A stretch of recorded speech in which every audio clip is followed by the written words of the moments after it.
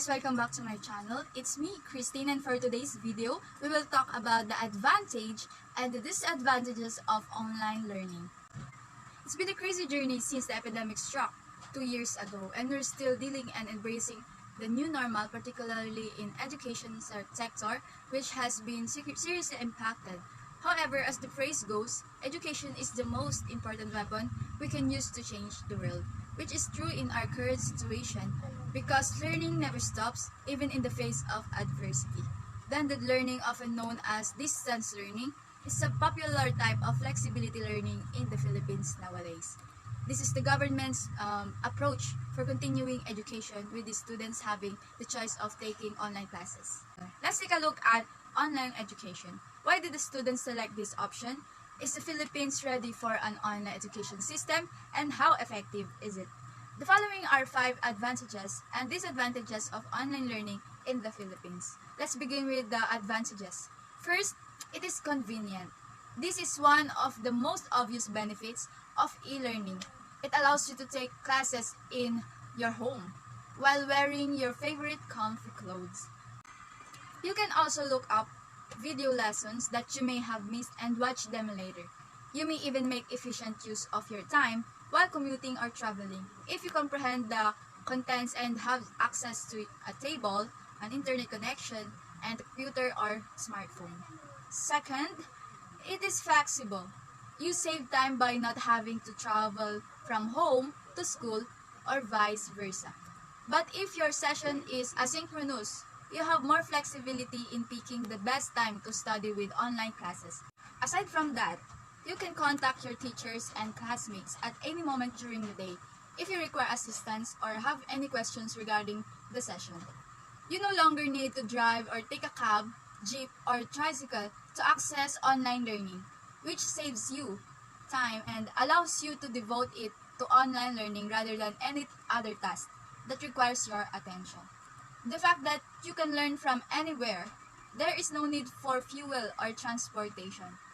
As a result, this aids in cost cutting, particularly if you are on a tight budget. Fourth, it makes instructional resources readily available. In a face-to-face lesson, absence is a problem. Consider this weekend, every friend that you have that from your class is extremely far away from your house, and all of them are busy. Where will you obtain your notes to catch up?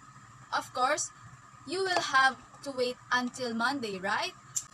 As a result, online learning is unique. All learning resources are available at all times and from any location, because you can record your learning session for future references using Google Apps and many other programs. You can no longer have to worry about not being able to take notes during class, because practically everything you can learn on the internet. Fifth, it is a secure way of studying.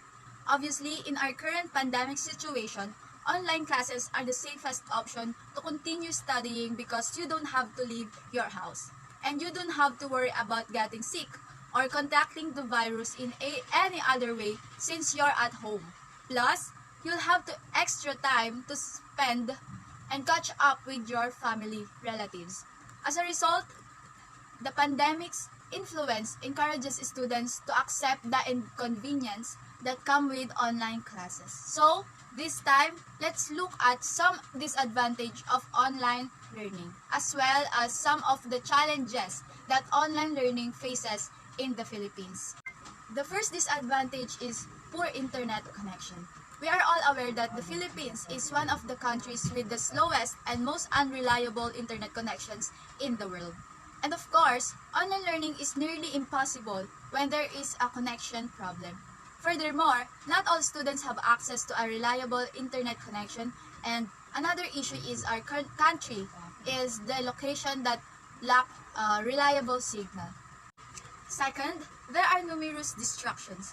There will be numerous disturbances or distractions if you take online classes from home or somewhere else you feel comfortable, such as coffee shops.